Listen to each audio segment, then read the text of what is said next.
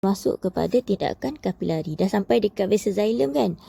Disebabkan oleh vasa xylem tu sebenarnya satu tube yang sangat sempit. Macam kapilari lah dekat dalam amal kita kan. Tube kapilari tu sangat-sangat sempit, kecil saja. Jadi apa yang berlaku adalah hasilnya awak belajar dalam fizik sebenarnya akan ada wujud daya lekitan. Daya lekitan ni dia antara molekul air, antara satu sama lain. H2O dengan H2O dengan H2O yang lain adalah daya lekitan. Okey, tapi dia ada satu lagi daya yang kita panggil sebagai daya lekatan. Daya lekatan pula daya yang wujud antara air dengan vasa xylem. So, ni vasa xylem kita yang sempit, ada air dekat dalam ni, tengah jalan naik. Okay, antara air ni dengan dinding ni. Yang pegang dia adalah daya lekatan. Okay, kalaulah air dengan air, dia adalah daya lekitan. Kena ingat yang tu ni, daya lekitan. Antara air dengan batang, dengan vasa xylem, dinding vasa xylem, dia adalah daya lekatan. Okey, so daya lekatan dan daya lekitan ini wujud dalam vasa xylem. Yang inilah yang membantu menghasilkan apa yang kita panggil sebagai tindakan kapilari. So dia akan membantu air kita bergerak daripada bawah naik ke bahagian atas tumbuhan. Okey, dalam vasa xylem batang, air diangkut dari akar ke atas tumbuhan oleh tindakan kapilari dan tarikan transpirasi sehinggalah sampai ke urat daun ni. Okey, so bila dah sampai dekat urat daun, kita akan ada proses tarikan transpirasi pula ni. Okey, tarikan transpirasi wujud apabila air ni sentiasa tersejat ke atmosfera. Dia sampai je dia akan tersejat ke atmosfera.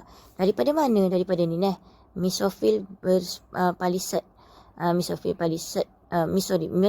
berspan. Daripada mesofil berspan ni, kat kawasan ni. Ni ada ruang kan? Ruang ni adalah ruang stoma. So kat sini nampak tak ada gambar air ni? Ni ada air ni kan? Ni air ni keluar lah ni. Ada air kat sini keluar. So, sel mesofil ni akan kehilangan air bila berlaku proses transpirasi tu. So, bila jadi gitu, air, sel dekat sel mesofil ni dah kekurangan air. So, dia akan ada tekanan osmosis yang tinggi lah. Jadi, berbanding dengan yang kat sebelahnya. So, yang dekat sebelah tu, dia akan tarik. Dia akan pas lagi air baru. Air ke sel mesofil kita yang baru saja tersejak air. Main mana? Main daripada sel yang sebelah dia. Jadi, benda tu akan berlaku. So, dia akan pas air tu. Air tu akan meresap secara osmosis daripada batang tadi. Dan disebabkan oleh adanya tarikan transpirasi ni yang sentiasa air ni tersejat dekat sel mesofil ni. Sel mesofil dah tak ada kurang air. Mai air baru pula yang diangkut secara osmosis daripada sel sebelah dia. Sel sebelah kurang air, ambil daripada sel yang sebelah. Sampailah dia dekat vasa xylem tadi. Dekat bahagian batang.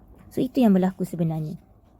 So, molekul air meresap keluar secara osmosis dari sel mesofil itu ke sel mesofil yang kehilangan air. Osmosis akan terus berlaku dari satu sel mesofil ke sel mesofil yang lain sehinggalah vasa xylem di urat daun. Vasa xylem kat urat daun ni datang daripada mana? Datang daripada vasa xylem daripada batang kan. Sel mesofil berhampiran menyerap air dari vasa xylem ini secara osmosis. So, memang semuanya adalah melibatkan proses osmosis sebenarnya.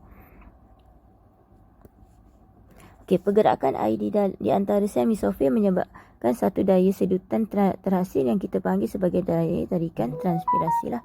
Seterusnya, tarikan transpirasi ini menarik air dari tanah ke vasa xylem batang hingga ke daun untuk menggantikan air yang hilang semasa transpirasi.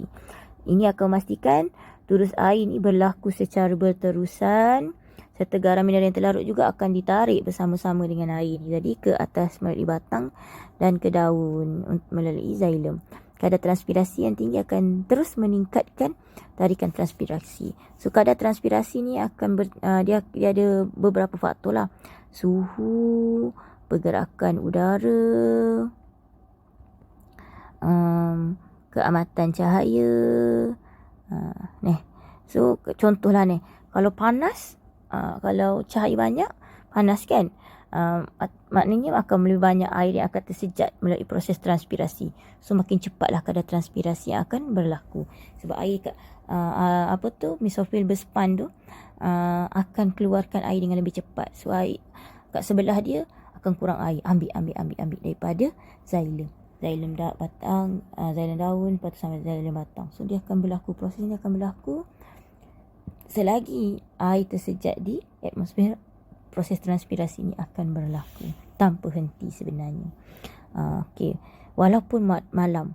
Kenapa? Sebab malam akan ada, kalau angin kuat ke apa, akan ada pergerakan udara. So air tetap akan tersejat. Bila air tersejat, air kat sebelah dalam sel mesofil berspan tu akan kurang air kan.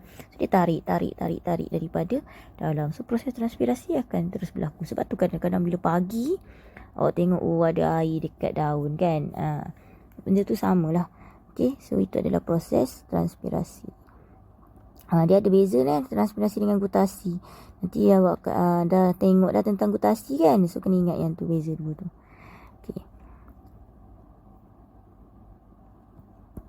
Okay, secara ringkasnya, inilah yang boleh kamu gambarkan pada pokok.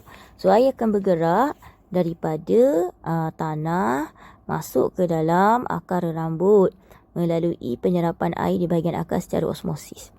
Lepas tu dia akan bergerak dari satu sel ke sel yang lain sehinggalah ke batang. Yang ini adalah tekanan osmosis kan. Tekanan akar juga melibatkan sebenarnya proses osmosis, pergerakan air kan. Bila pergerakan air ni memang osmosis je proses je. Okay, pengangkutan air oleh xylem batang dari akar ke daun melalui tindakan kapilari juga melalui proses osmosis. Dan air hilang di bahagian daun, kita panggil sebagai tarikan transpirasi. Juga dia akan gerak melalui proses osmosis. So sebenarnya proses transpirasi ni sangat-sangat penting kepada pokok. Dan proses yang penting dalam transpirasi ni adalah proses osmosis, sebab dia melibatkan pergerakan air. Okey, so kalau nak tengok, air tu akan bergerak daripada akar, daripada tanah, pergi kepada akar, naik ke batang, pergi ke daun, dan dia akan tersejat lah. So kita ada sini osmosis. Lepas tu kita ada tekanan akar kan. Lepas tu kita ada tarikan transpirasi pada batang ni. Daya lekatan dan daya lekitan. Yang ini adalah tarikan transpirasi. Semua ini sebenarnya adalah melibatkan osmosis. Sebab apa? Sebab dia melibatkan pergerakan air. Okey. So itu saja sebenarnya untuk proses transpirasi ni. Saya saja bagi video ni walaupun saya dah bagi link. Mungkin awak nak tengok-tengok semua ke kan. Saya harap penerangan saya ni boleh membantu awak lagi lah. Okay, itu saja untuk hari ni, dan siapkanlah tugasan PBD yang saya bagi ni. Okay, Assalamualaikum.